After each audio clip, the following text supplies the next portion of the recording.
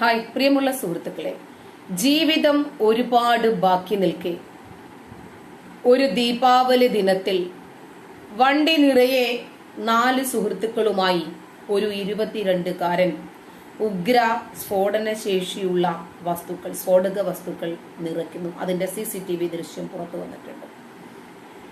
ഇത് വണ്ടിയിൽ വെള്ളച്ചാക്കിലാണ്, ചാക്ക് കെട്ടുമായി വണ്ടിക്കകത്ത് വാരി വെക്കുമ്പോൾ ഈ യുവാവിന് ഒട്ടും സങ്കോചമുണ്ടായിട്ടില്ല. ഒരു പുനർവിചിന്തനത്തിനൊരു ഇടവേള ലഭിച്ചിട്ടേയില്ല. അതിനൊരു സാഹചര്യം വന്നിട്ടുമില്ല. കാരണം എന്താണ്? എന്റെ അവസാന നിമിഷങ്ങളാണ് ഭൂമിയിലെ ഇത്. ഒരു മരണാസന്നനായി കിടക്കുന്ന ഒരു വ്യക്തിക്ക് പോലും 2 ദിവസം കൂടി ജീവിക്കണമെന്നാണ് ആഗ്രഹം. ഏതൊരാൾക്കും ചിലപ്പോ നോക്കാനും കാണാനും ആളില്ലാതെ മാറാരോഗങ്ങളും വേദനയും പ്രയാസവും ഒക്കെയായി കഴിയുന്നവർക്ക് ആഗ്രഹമുണ്ടാകും അങ്ങ് മരിച്ചാ മതിയെന്ന്. അല്ലാത്ത ആളുകൾക്കൊക്കെ ജീവിച്ച് കൊതി തീർന്നിട്ട് മരിക്കുന്നവരല്ല. അവർക്ക് ഒരുപാട് ആഗ്രഹങ്ങളുണ്ട്, സ്വപ്നങ്ങളുണ്ട്. പ്രത്യേകിച്ച് ഒരു 22 പറയുന്നു. ശരി, ഒരു 25 വയസ്സുകാരൻ പൊട്ടിത്തെറിക്കാം ഞാൻ എന്ന് തീരുമാനിക്കുകയാണ്. എന്തിനു വേണ്ടിയാണ്? അവനെ നമുക്ക് കുറ്റം പറയാൻ പറ്റുമോ? അവനെ ഇതിലേക്ക് നയിച്ച ഒരു പൗരോഹിത്യമുണ്ട് ഇവിടെ. ആ പുരോഹിതന്മാർ എന്തിന്റെ അടിസ്ഥാനത്തിലാണ് പറഞ്ഞത്? അതാണ് ബേസ്. ഇവിടെ ഗ്രന്ഥം.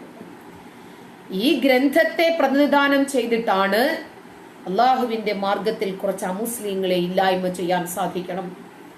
ദീപാവലി ഹിന്ദുക്കള് വളരെയധികം സന്തോഷത്തോടെ അവരാഘോഷിക്കുന്ന ദിനമാണ്. അമ്പലങ്ങളിൽ, ക്ഷേത്രങ്ങളിൽ തോരണങ്ങളും നിലവിളക്കും മെഴുകുതിരിയും പൂത്തിരിയും ഒക്കെയായി നല്ല പടക്കവും മാലപ്പടക്കവും നമ്മളൊക്കെ പലപ്പോഴും കാണാൻ ചെല്ലുന്നത് അമ്പലത്തിന്റെ തിണ്ണയ്ക്കൊക്കെ തന്നെയാണ്. ഇത് കാണാൻ രസമുള്ളത് കൊണ്ട് അങ്ങനെ അവർ ആസ്വദിക്കുകയും ആഘോഷിക്കുകയും ചെയ്യുമ്പോൾ അവർ അമുസ്ലിങ്ങളല്ലേ? നമുക്കും സന്തോഷം വേണ്ട, അവർക്കും സന്തോഷം വേണ്ട. കാരണം നമുക്ക് സന്തോഷം ഇല്ലല്ലോ.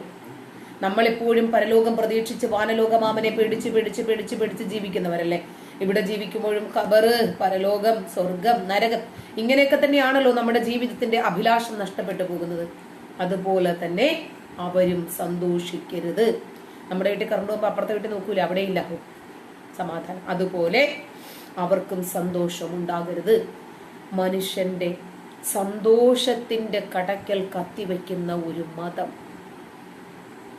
ആ മതത്തെയാണ് സമാധാന മതം എന്ന് വിളിക്കുന്നത്. ഇരിക്കട്ടെ, ഈ യുവാവ് ആ കാറിൽ ഡ്രൈവ് ചെയ്ത് തുടങ്ങുമ്പോൾ ആ ക്ഷേത്രത്തിൽ എത്തുന്നതിന് മുമ്പ് വരെ ഏതെല്ലാം തരത്തിലുള്ള മാനസിക വ്യാപാരങ്ങളിലൂടെ ആയിരിക്കും ഈ യുവാവ് കടന്നു പോയിട്ടുണ്ടാവുക?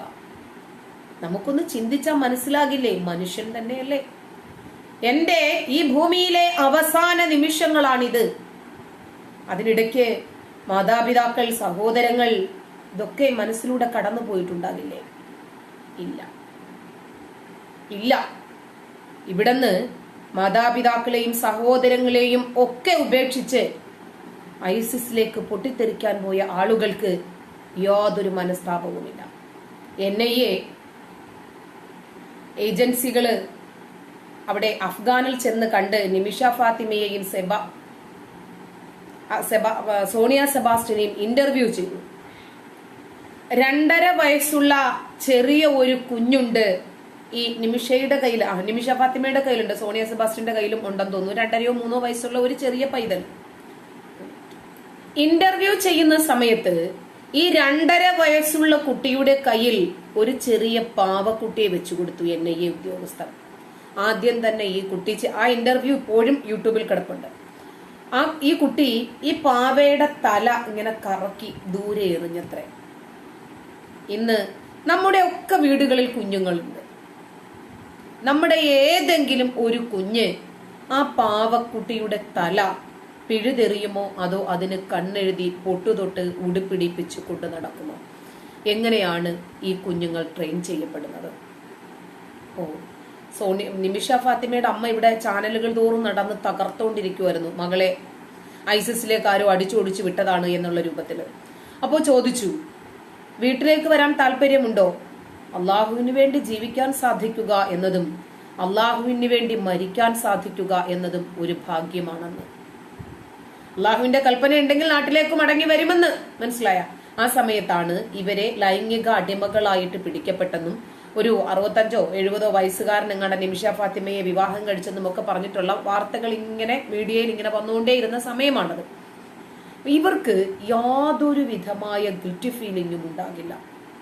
ഒരു യുദ്ധത്തിന് ഇറങ്ങിത്തിരിക്കുന്ന ആളുകൾ പാതി വഴിക്കെങ്ങാണം പിന്തിരിഞ്ഞോടിയാൽ അത് അസബഉൽ മുബിഖാത്ത് 7 മഹാപാപങ്ങളിൽ ഒന്നാണ്, അവസാനത്തേതായിട്ടാണ്, 6ാമത്തേതായിട്ടാണ് എണ്ണുന്നത്. യുദ്ധത്തിന് ഇറങ്ങി തിരിച്ചാൽ ഒന്നുകിൽ മരണം, അതല്ലെങ്കിൽ വിജയം, ഇതായിരിക്കണം ലക്ഷ്യം. ഇങ്ങനെ നിങ്ങൾ യുദ്ധത്തിന് പോയിട്ടില്ലെങ്കിൽ നിങ്ങളെ നശിപ്പിച്ച് പകരം യുദ്ധം ചെയ്യാൻ തയ്യാറുള്ള ഒരു സമുദായത്തെ ഞാൻ കൊണ്ടുവരുമെന്നാണ് അള്ളാഹു പറഞ്ഞിരിക്കുന്നത്. അപ്പോ അങ്ങനെ വരുമ്പോൾ യുദ്ധം നിർബന്ധമായിരിക്കുന്നു. പെണ്ണുങ്ങളെയും ഈ കൊള്ളയടിക്കപ്പെടുന്ന സമ്പത്തും ഒക്കെ കാണിച്ച് തന്നെയാണല്ലോ ഇവരെ യുദ്ധത്തിന് വിളിക്കുന്നത്. അതുകൊണ്ട് തന്നെ ഈ ജമീഷ മുബിൻ എന്ന് പറയുന്ന പയ്യന് യാതൊരു മനസ്താപവും ഉണ്ടാകില്ല. കാരണം താൻ ചെയ്യാൻ പോകുന്നത് വലിയ ഒരു പുണ്യപ്രവൃത്തിയാണ്. കുറച്ച് കാഫിറുകളെ അങ്ങ് ഉന്മൂലനം ചെയ്യാൻ കഴിയില്ലേ? അപ്പൊ ഈ കാഫിറുകൾ ഇല്ലാതായി കഴിഞ്ഞാൽ എത്ര കാഫിറുകൾ ഇല്ലാതായോ അതിന് തുല്യമായ രൂപത്തിലുള്ള ഒരു പദവിയും പ്രതിഫലവും മുബീൻ എന്ന 25 വയസ്സുകാരന് അള്ളാഹു അവിടെ ഒരുക്കി വെക്കും. ഇതിൽ വിശ്വസിച്ചിട്ടാണ് ഇവരിത് ചെയ്യുന്നത്. ഓരോ നിമിഷവും ഈ കോയമ്പത്തൂർ സ്ഫോടനവുമായി ബന്ധപ്പെട്ടു വരുന്ന വാർത്തകൾ വളരെ നിർണായകമാണ്. എന്തായിരുന്നാലും കേരളത്തിൽ ഇതിന് പിന്നിൽ പ്രവർത്തിച്ച ആളുകളുണ്ട് എന്ന് കേൾക്കുമ്പോഴാണ് കേരളത്തിന്റെ കേളി എത്രമാത്രം പ്രസിദ്ധമാർജിച്ചതാണ് എന്ന് നമുക്ക് മനസ്സിലാകുന്നത്. സംബന്ധിച്ച വാർത്തകൾ നോക്കാം. കോയമ്പത്തൂർ സ്ഫോടനം ആസൂത്രണം ചെയ്തത് കേരളത്തിലെന്ന സൂചനാ സംഭവത്തിൽ NIA പ്രാഥമിക അന്വേഷണം ആരംഭിച്ചു. വിയൂർ സെൻട്രൽ ജയിലിൽ ഹൈ സെക്യൂരിറ്റി ജയിലിൽ കഴിയുന്ന മുഹമ്മദ് അസറുദ്ദീന്റെ സന്ദർശക വിവരങ്ങളും അന്വേഷണ സംഘം പരിശോധിച്ചിട്ടുണ്ട്. സ്ഫോടനത്തിൽ കൊല്ലപ്പെട്ട ജമീഷ ഇപ്പോ തൃശൂർ സെൻട്രൽ ജയിലിൽ കഴിയുന്ന കഠിന തടവുകാരനും ഭയങ്കര ഹൈ സെക്യൂരിറ്റിയിലും കഴിയുന്ന ആളാണ് അസ്ഹറുദ്ദീൻ. അയാളെ കാണാൻ ഈ മുബീൻ എന്ന് പറയുന്ന വ്യക്തി വന്നിട്ടുണ്ടായിരുന്നു. എന്തായിരിക്കും അവര് തമ്മിൽ സംസാരിച്ചിട്ടുണ്ടാവുക ഒന്നും അറിയില്ല. NIA കേസിലെ പ്രതി അംജദ് അലിയെ ഇവിടെ വേറെയും പ്രശ്നങ്ങളുണ്ട്. 2019 ഐസിസുമായി ബന്ധപ്പെട്ട് തീവ്രവാദ പ്രവർത്തനത്തിന്റെ പേരിൽ അറസ്റ്റിലായ ഈ ജമീഷ മുബിൻ എന്ന് പറയുന്ന യുവാവിനെ എങ്ങനെയാണ് അതേപോലെ തന്നെയുള്ള ഒരു കുറ്റവാളിയായ അസ്ഹറുദ്ദീനെ കാണാൻ പെർമിഷൻ ലഭിക്കുന്നത്? ആര് പെർമിഷൻ കൊടുത്തു, എന്തിനു കൊടുത്തു ഒന്നും അറിയില്ല. ഇതൊക്കെ ചുരുളഴിയപ്പെടേണ്ടുന്ന വസ്തുതകളാണ്. 2020 ഒക്ടോബർ 5-നാണ് അതീവ സുരക്ഷാ ജയിലിൽ എത്തിയത്. അതിനിടെ സ്ഫോടന കേസിലെ നിർണായക CCTV ദൃശ്യങ്ങളും ജനൻ ടിവിക്ക് ലഭിച്ചു. കോയമ്പത്തൂരിൽ നിന്ന് അരുൺ ആലത്തൂരും തൃശ്ശൂരിൽ നിന്ന് ഐസൻ ജോസും ചേരുന്നുണ്ട്. ആദ്യം അരുൺ ആലത്തൂരിലേക്ക്. അരുൺ, ഓരോ മണിക്കൂർ ചെല്ലുന്തോറും ഈ സ്ഫോടന കേസിൽ നിർണായകമായ വിവരങ്ങളാണ് പുറത്തു വന്നുകൊണ്ടിരിക്കുന്നത്. ദൃശ്യങ്ങളിൽ നിന്നടക്കം മനസ്സിലാക്കാൻ സാധിക്കുന്നത് ഇത് നിരവധി തവണ കൂടിയാലോചിച്ച് ഗൂഢാലോചന നടത്തി ആസൂത്രിതമായി തന്നെ നടത്തിയ ഒരു സ്ഫോടനമാണ്. തീർച്ചയായും രജനി, ഈ കോയമ്പത്തൂർ സ്ഫോടനവുമായി ബന്ധപ്പെട്ട് അന്വേഷണം പുരോഗമിക്കുമ്പോൾ കൂടുതൽ നിർണായകമായ വിവരങ്ങൾ തന്നെയാണ് പുറത്തു വന്നുകൊണ്ടിരിക്കുന്നത്. ഏതായാലും തമിഴ്നാട് പോലീസിന്റെയും ഒപ്പം തന്നെ NIAയുടെയും എല്ലാം അന്വേഷണം പുരോഗമിച്ചുകൊണ്ടിരിക്കുകയാണ്. ദൃശ്യങ്ങളിൽ കാണാൻ സാധിക്കും ഈ കോട്ട ഈശ്വരൻ ക്ഷേത്രം, ഈ ക്ഷേത്രത്തിലായിരുന്നു പുലർച്ചെ ഈ കാറ് കൊണ്ടുവന്ന് സ്ഫോടനം ഉണ്ടായത്. ഈ ക്ഷേത്ര പരിസരത്തും മറ്റുമെല്ലാം പോലീസിനെ ഉൾപ്പെടെ വിന്യസിച്ചിട്ടുണ്ട്. വലിയ സുരക്ഷയാണ് കോയമ്പത്തൂർ നഗരത്തിൽ ഉൾപ്പെടെ ഏർപ്പെടുത്തിയിരിക്കുന്നത്. ഇനിയും ഒരു സ്ഫോടനമോ മറ്റോ ഉണ്ടാവാതിരിക്കുന്നതിന് വേണ്ടി വലിയ രീതിയിലുള്ള പോലീസ് സുരക്ഷ ഈ പ്രദേശത്തെല്ലാം ഏർപ്പെടുത്തിയിട്ടുണ്ട്. ഈ ഒരു ഭാഗത്ത് ഈ ക്ഷേത്രത്തിന്റെ തൂണ് നമുക്ക് ദൃശ്യങ്ങളിൽ കാണാൻ സാധിക്കും. ഈ ക്ഷേത്രത്തിന്റെ തൂണിലും മറ്റും ഈ സ്ഫോടനം നടന്നതിന്റെ ഭാഗമായി തൂണും മറ്റുമെല്ലാം കത്തിക്കരിഞ്ഞ നിലയിൽ കാണാൻ സാധിക്കും. ഈ കത്തിക്കരിഞ്ഞത് ഈ ക്ഷേത്രത്തിന്റെ ഈ ഒരു തൂണിന്റെ ഭാഗത്താണ് സ്ഫോടനം ഉണ്ടായത്. മുകളിൽ ആൽമരമുണ്ട്, ആൽമരത്തിലെ ഇലകൾ ഉൾപ്പെടെ കരിഞ്ഞ് നിൽക്കുന്നുണ്ട്. അതായത് അത്രയും വലിയ ഒരു സ്ഫോടനമായിരുന്നു ഇവിടെ ഉണ്ടായിരുന്നത് എന്നുള്ളതാണ്. കാറിൽ നിന്ന് കണ്ടെടുത്ത ആണികളും മറ്റും കാറിൽ നിന്ന് കണ്ടെടുക്കുകയുണ്ടായി. ആ ആണികൾ ഇവിടെ കുറച്ച് ആണികൾ ഇവിടെ ഇപ്പോഴും കാണാൻ സാധിക്കുന്നുണ്ട്. ഇത്തരത്തിൽ ഈ കാറിൽ നിന്ന് ബോംബും അതുപോലെ തന്നെ ഈ ഇത്തരത്തിൽ ആണികളും അവർ ഉപയോഗിച്ചിരുന്നു എന്നുള്ളതാണ്. അതായത് ഈ സംഭവ സമയത്ത് ഇവിടെ ഉണ്ടായിരുന്ന ആളുകൾ ഉണ്ട്. നിങ്ങൾ இந்த இடத்துல வரும்போது எந்த மாதிரி சிச்சுவேஷன்ல இருந்தது? சுத்தமான ஒரு சூழ்நிலையா இருந்துச்சுங்க. அப்புறம் பாத்தீங்கன்னா அந்த பாடி வந்து அப்புறப்படுத்தி ஆம்புலன்ஸ் வந்து ஏத்திட்டு இருந்தாங்க. ரொம்ப ஒரு பரபரப்பான சூழ்நிலையா இருந்துச்சு. இந்த மாதிரி தீபாவளி அன்னைக்கு பிளாஸ்ட் பண்றதுக்காக வந்தது அந்த மாதிரி தானே உங்களுக்கு தகவல் கிடைச்சது? ஆமாங்க, இது வந்து பாத்தீங்கன்னா தீபாவளியை வந்து சீர்குலைப்பதற்காக நடந்த ஒரு நிகழ்வு அப்படிங்கிற மாதிரி சொல்லிக்கிறாங்க மேல இடத்துல. இந்த இடத்துல வந்து நேத்தும் இந்த கோவில்ல இந்த மாதிரி அட்டாக் இருந்தது, அது முதல் தடவை இல்லை முந்தா நேற்று காலையில் விடிய காலையில் நடந்திருக்கு. 4 மணி இருக்கு, 4:05 சொல்கிறாங்க டைம். கார் அந்த பக்கம் இருந்து வேகமாக வந்திருக்குது. வந்த இடத்துல இங்கே வந்தோன்னா அது பிளாஸ்ட் ஆகிருக்கு. வெடிச்சதுல அந்த ஸ்பாட்லேயே அந்த வண்டி ஓட்டிட்டு வந்தவங்க அங்கேயே இறந்துட்டாங்க. ஆள் அங்கேயே உப்புற விழுந்தாச்சு, ஆள் இங்கே இறந்துட்டா. அப்படி போலீஸ் வந்து அப்புறம் பாடியெல்லாம் அப்ரூவ் பண்ணி யாரையுமே இந்த பக்கம் உள்ள விடலை. என்ன ஏதுங்கிறது பார்த்துட்டு இருந்தாங்க. நாம விசாரிக்கிற போது இது வந்து சிலிண்டர் வெடிச்சதுங்கிற மாதிரி முதல்ல ஒரு தகவல் இருந்தது. ஆனால் காரினுடைய 2 சிலிண்டர் தான் அந்த வண்டியில் வைக்க முடியும். அந்த 2 சிலிண்டருமே அப்படியே இருந்திருக்கு.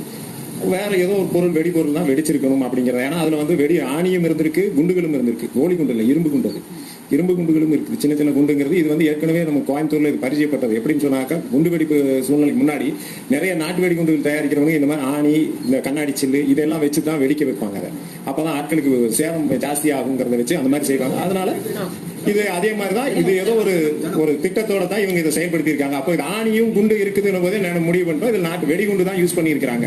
ஆனா எந்த வகையான குண்டு யூஸ் பண்ணியிருக்காங்கன்னு தெரியாம இருந்தது. இறந்த ஆளுங்களுக்கெல்லாம் தெரியுமா?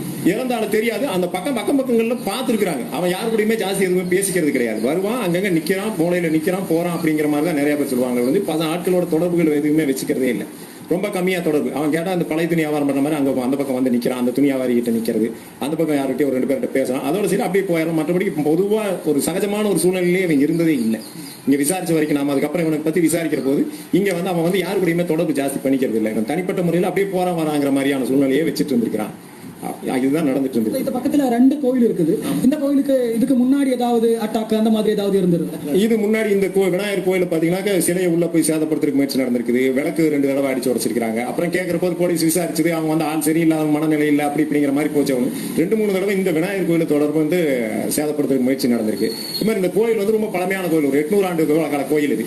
இந்த கோயில் தேர் வந்து இடையில நின்று போச்சு. ஒரு 18-20 வருஷமா நடத்த முடியாம நின்னது. மறுபடியும் தேரெல்லாம் புனரமைப்பு செஞ்சு தேர் ஓட்டணும் முயற்சி பண்ணும்போது இந்த பகுதியில் இருக்கக்கூடிய இஸ்லாமிய பொதுமக்கள் வந்து இதை ஓட்டக்கூடாது, இதனால பல பிரச்சனைகள் வரும் அப்படிங்கிற மாதிரி சொல்லி தேரை ஓட்ட விடாம இருந்தாங்க.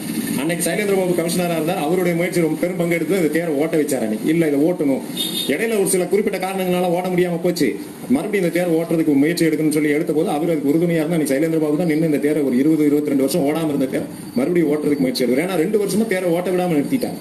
அனுமதி கொடுக்க மாட்டேன்னு சொல்லி காவல்துறையில் ஒரே பிரச்சனை கேட்டா இவங்க பிரஷராகவே இருந்தது.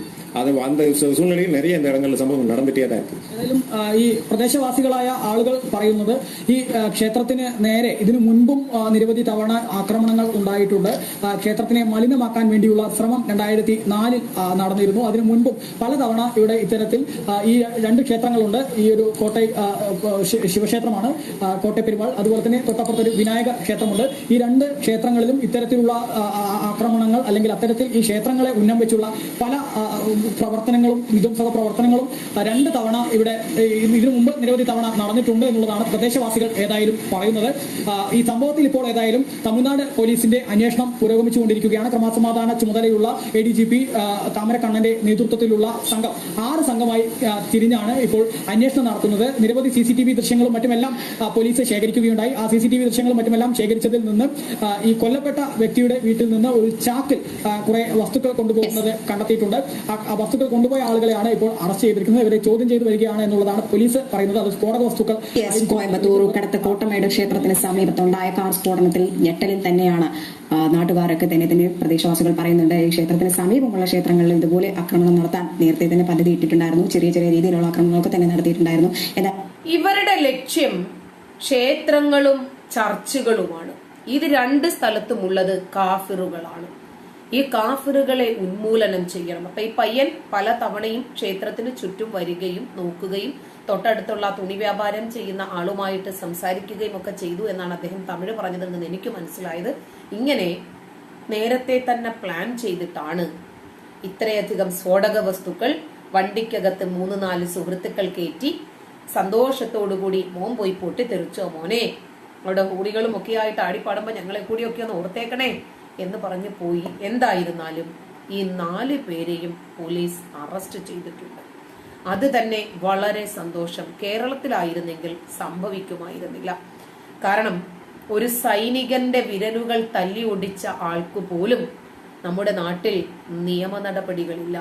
അതുകൊണ്ട് എന്തായിരുന്നാലും തമിഴ്നാട് പോലീസും NIA-യും ചേർന്നതുകൊണ്ട് തന്നെ എത്രയും പെട്ടെന്ന് സംഭവം നടന്ന ഉടനെ തന്നെ ഇവരെ അറസ്റ്റ് ചെയ്യാൻ കഴിഞ്ഞു. അപ്പോ ഇനിയുള്ള പ്രശ്നം, ഇരുമ്പാണികൾ അവിടെ കിടപ്പുണ്ടെന്ന് പറഞ്ഞല്ലോ. ഉഗ്ര സ്ഫോടക ശേഷിയുള്ള വസ്തുക്കളാണ് ഇവര് തന്നെ ഉണ്ടാക്കിയെടുത്തതാണ്. പിന്നെ PFI പോലെയുള്ള ആളുകളൊക്കെ പെട്രോൾ പമ്പൊക്കെ ഉണ്ടാക്കിയതും ഹർത്താലിന്റെ അന്ന് പൊട്ടിച്ച് അതൊക്കെ നമ്മൾ കണ്ടില്ലേ. അപ്പോ മനുഷ്യന്മാരെ പൊട്ടിക്കാനാണ് ഇപ്പോൾ ഇവർ തീരുമാനിച്ചിരിക്കുന്നത്. ഈ ലീഡർമാർ എന്തുകൊണ്ടാണ് നിങ്ങളുടെ കൂടെ പൊട്ടാൻ വരാത്തത് എന്ന് നിങ്ങൾ എപ്പോഴെങ്കിലും ചിന്തിച്ചിട്ടുണ്ടോ? ഇനി പൊട്ടാൻ വേണ്ടിയിട്ട് മുട്ടി നിൽക്കുന്ന ആളുകളും പൊട്ടിക്കഴിഞ്ഞ ആളുകളെ പൊട്ടാൻ വേണ്ടിയിട്ട് പറഞ്ഞു വിട്ട ആളുകൾക്കും ഒക്കെ അറിയാമല്ലോ. നിങ്ങളോട് ഇങ്ങനെ ഒന്നും വേണ്ട. പോപ്പുലർ ഫ്രണ്ടിന്റെ ജനമഹാസമ്മേളനത്തില് അഫ്സൽ കാസിമി പറഞ്ഞല്ലോ, സംഘപരിവാരങ്ങളുമായിട്ട് യുദ്ധം ചെയ്ത് നമുക്ക് ഒന്നുകിൽ സ്വർഗം, വീരമരണം, അതല്ലെങ്കിൽ നമുക്ക് വിജയിക്കണം. നമ്മളെ കാത്തിരിക്കുന്നത് ചിലപ്പോൾ ജയിലറകളായേക്കാം. എന്തേ ദേശീയ നേതാക്കളെയൊക്കെ കൊണ്ടുപോയിട്ട് ജയിലറകളിൽ കിടക്കാൻ ഇദ്ദേഹം പാർട്ടിസിപ്പേറ്റ് ചെയ്യാൻ പോകുന്നില്ല? അവരെ ജാമ്യത്തിലെടുക്കാൻ, ഒന്ന് സന്ദർശിക്കാൻ, അവരെ രക്ഷപ്പെടുത്താൻ, സംഘടനയൊന്ന് റീബിൽഡ് ചെയ്യാൻ. ഇതാണ് പ്രശ്നം. കാരണം കാര്യങ്ങളോട് അടുക്കുമ്പോൾ അവനവന്റെ കുടുംബത്തോടാണ് കൂറ് ഏറെ. കാരണം മദനിയുടെ അവസ്ഥയായിരിക്കും. ഇനി സൂര്യപ്രകാശം കാണാൻ പറ്റില്ല. അതുകൊണ്ട് നമുക്ക് നമ്മുടെ കാര്യങ്ങൾ നോക്കിപ്പോകാം. മനസ്സിലായി? ഇപ്പോ ഇതിനു വേണ്ടിയിട്ട് പ്രവർത്തിച്ചാലും ഇല്ലെങ്കിലും നേതാക്കളൊക്കെ അറസ്റ്റിലായില്ലേ. നമ്മളിപ്പോൾ നമ്മുടെ ഒരു സുഹൃത്ത് മരിച്ചു. പകുതി എത്തുമ്പോഴാണ് അറിയുന്നത് സുഹൃത്തിന്റെ ഭാര്യ മരിച്ചു. പകുതി എത്തുമ്പോഴാണ് അറിയുന്നത് സുഹൃത്തിന്റെ ഭാര്യയല്ല മരിച്ചത്, സുഹൃത്താണ് മരിച്ചത്. ഉടനെ തന്നെ ഈ സുഹൃത്തുക്കളിലേക്ക് മടങ്ങി വരികയാണ്. അതെന്താ? അല്ല, അവൻ വന്നിട്ടല്ലേ, അവനുണ്ടെങ്കിലല്ലേ നമ്മൾ പോയിട്ട് കാര്യമുള്ളൂ. കാരണം അതാണല്ലോ നമ്മുടെ സുഹൃത്ത്. ആ സുഹൃത്താണല്ലോ ഇപ്പൊ മരിച്ചത്. നമ്മൾ പോയി നമ്മളെ ആര് കാണാനാ എന്ന് പറയുന്നത് പോലെ ഇവര് പ്രവർത്തിച്ചാലും പ്രവർത്തിച്ചില്ലെങ്കിലും കാണേണ്ടതാരാ? നേതാക്കന്മാരാ. നേതാക്കൾ എവിടെയാ? അഴി എണ്ണിക്കൊണ്ടിരിക്കുക. അതുകൊണ്ട് നമ്മളൊന്നും പ്രവർത്തിച്ചിട്ടെങ്കിലും കുഴപ്പമില്ല. ഇപ്പൊ മനസ്സിലായില്ലേ? സ്വന്തം ജീവന് ഇവർക്ക് വിലയേറെയുണ്ട്. അതുകൊണ്ടാണ് അമുസ്ലിങ്ങളെ വലവീശി പിടിച്ച് ലവ് ജിഹാദിലും നാർക്കോട്ടിക് ജിഹാദിലും ഒക്കെ, അതാണ് ഇവരുടെ ചൂണ്ടകൾ, അതിലൊക്കെ ചൂണ്ടിയെടുത്ത് ഇവിടെ കൊണ്ടുവന്നിട്ട് സിറിയയിലേക്കും അഫ്ഗാനിലേക്കും ഒക്കെ പോയി പൊട്ടിത്തെറിക്കാൻ കാഫിറുകളെ വിടുന്നത് പിന്നിലെ പ്രചോദനം എന്താണ്? അങ്ങനെയെങ്കിലും കുറച്ച് കാഫിറുകൾ നമ്മുടെ കൈകൊണ്ടങ്ങ് ഇല്ലാതാക്കിക്കോട്ടെ. ഇങ്ങനെ ഒരു നാട്ടില് ഒരു 100 പേര് വിചാരിച്ചാൽ പോരെ? എങ്ങനെയെങ്കിലും നമ്മൾ ഉദ്ദേശിക്കുന്ന രൂപത്തിൽ കുറച്ച് കാഫിറുകൾ അങ്ങ് കൊല ചെയ്യപ്പെടുകയും ചെയ്യും, നമ്മൾ വളരുകയും ചെയ്യും, അള്ളാഹു അതിനനുസരിച്ച് അവാർഡുകൾ തരുകയും ചെയ്യും. ഇതിൽ വിശ്വസിച്ചിട്ടാണ് ഇവരിങ്ങനെ ചെയ്തുകൊണ്ടിരിക്കുന്നത്. എന്തായിരുന്നാലും കോയമ്പത്തൂർ ബോംബ് സ്ഫോടനവുമായി ബന്ധപ്പെട്ട് കേരളത്തിലും അതിന്റെ തലച്ചോറുണ്ട് എന്ന് മനസ്സിലാക്കി അന്വേഷണം കടുപ്പിച്ചിട്ടുണ്ട്. NIA ഇതിന് പിന്നിലുള്ളത് കൊണ്ട് നമുക്ക് ആഗ്രഹിക്കാം, പ്രതീക്ഷിക്കാം, തീർച്ചയായിട്ടും കുറ്റവാളികൾ നിശ്ചിതമായി കൃത്യമായി അർഹിക്കുന്ന രൂപത്തിൽ ശിക്ഷിക്കപ്പെടുമെന്ന്. നന്ദി.